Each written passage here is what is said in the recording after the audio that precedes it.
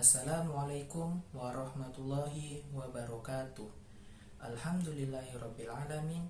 Wassalatu wassalamu ala asyrafil anbiya'i wal mursalin sayyidina Muhammadin wa ala alihi wa sahbihi ajmain. Rabbi shrah li sadri wa yassir li amri wahlul 'uqdatam min lisani yafqahu qawli. Amma ba'd. Tema saya adalah membincangkan tentang kearifan lokal, yaitu tradisi ruahan pada masyarakat Melayu Sambas. Sebelumnya, saya mengucapkan salam takzim kepada dosen saya, Dr. Wahab MAG.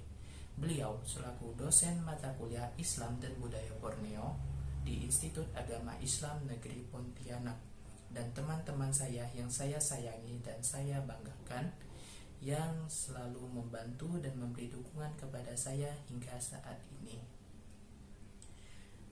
Di sini saya akan membahas tentang nilai-nilai Islam pada tradisi ruahan masyarakat Melayu Sambas. Tradisi ruahan ini sudah diadakan secara turun-menurun di dalam kehidupan masyarakat Melayu Sambas.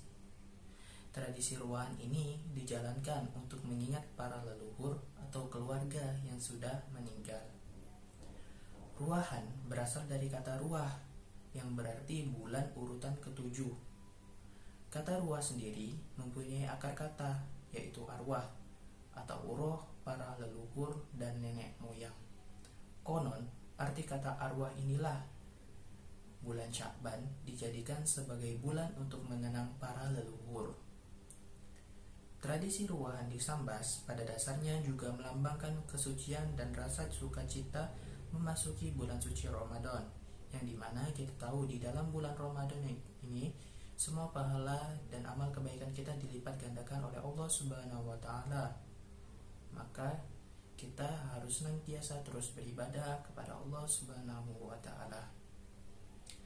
Untuk pelaksanaannya, biasanya para warga berdiskusi terlebih dahulu untuk menentukan siapa yang akan mengadakan acara ruahan ini terlebih dahulu, agar ketika acara ruahan ini telah dilangsungkan, itu tidak terjadi bentrokan antara warga yang satu dengan warga yang lainnya.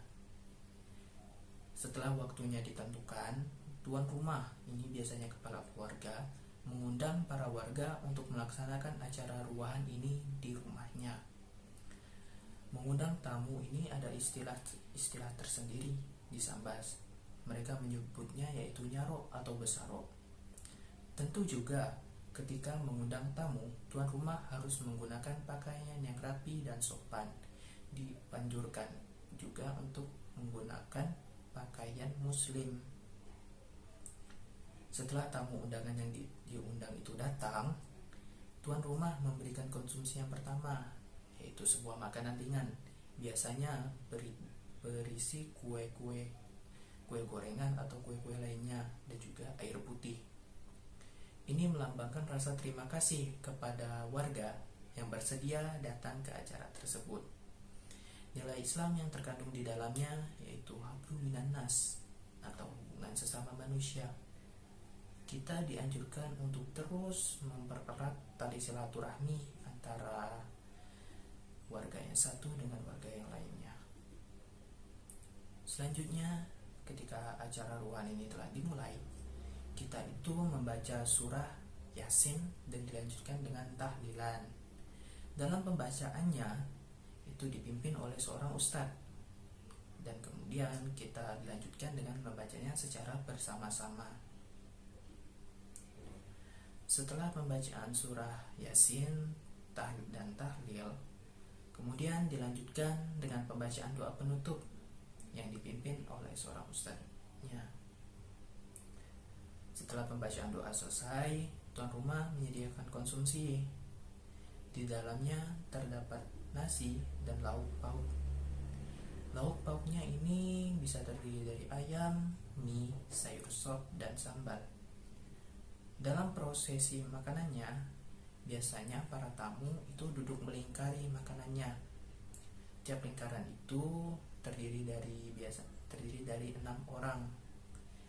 Untuk prosesi makannya ini seperti kita besaprah. 6 orang ini ada makna tersendiri, yaitu melambangkan rukun iman di dalam Islam.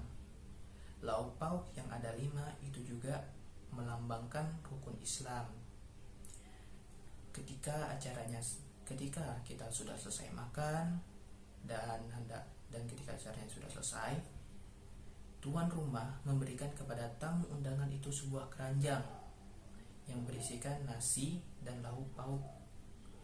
Ini bermakna hantaran yang diberikan tuan rumah kepada keluarga tamu undangan yang tidak bisa menghadiri acara tersebut. Nilai-nilai Islam yang terdapat pada tradisi ruahan ini yaitu yang pertama, adab menerima tamu atau mengundang tamu. Islam menaruh perhatian besar dalam urusan membangun interaksi yang baik kepada sesama manusia. Di antaranya adalah syariat tentang memuliakan tamu. Ajaran Islam memandang tamu sebagai orang yang mulia dan memerintahkan umatnya untuk memperlakukan dengan baik orang yang bertamu. Dalam sebuah hadis, Rasulullah SAW bahkan mengaitkan keimanan seseorang dengan perintah memuliakan tamu. Barang siapa yang mengaku beriman kepada Allah dan hari akhir, hendaklah ia memuliakan tamunya. Hadis riwayat Bukhari dan Muslim. Adab berpakaian dan berhias adalah syarat dalam melakukan sesuatu yang sesuai dengan aturan yang berlaku di masyarakat. Aturan tersebut lebih mengarah pada nilai kesopanan, akhlak, atau kebaikan budi pekerti. Oleh sebab itu, pada tradisi ruahan ini, ketika kita mengundang tamu, kita juga harus mengenakan pakaian yang rapi dan sopan. Yang kedua, yaitu nilai sosial atau ukhuwah Islamiyah. Ukhuwah Islamiyah adalah istilah yang berkaitan dengan persaudaraan dan membangun tali silaturahmi. Tujuan ukhuwah Islamiyah adalah membangun kerukunan sesama umat. Membangun ukhuwah Islamiyah adalah sikap yang harus dimiliki setiap umat Islam. Tradisi ruahan dapat menumbuhkan rasa persaudaraan sesama kerabat dekat, saudara, maupun kepada tetangga, karena di dalamnya terkandung fungsi sosial. Contohnya yaitu ketika saat kita makan bersama yang tadi disebutkan, yaitu besaprah, masyarakat bisa bertemu dengan saudara dan tetangga-tetangga, mengobrol dan berbincang-bincang yang sebelumnya mungkin susah untuk berkumpul. Sekian penjelasan dari saya mengenai nilai-nilai Islam pada tradisi ruahan ini. Wabillahi taufiq wal hidayah. Wassalamualaikum warahmatullahi wabarakatuh.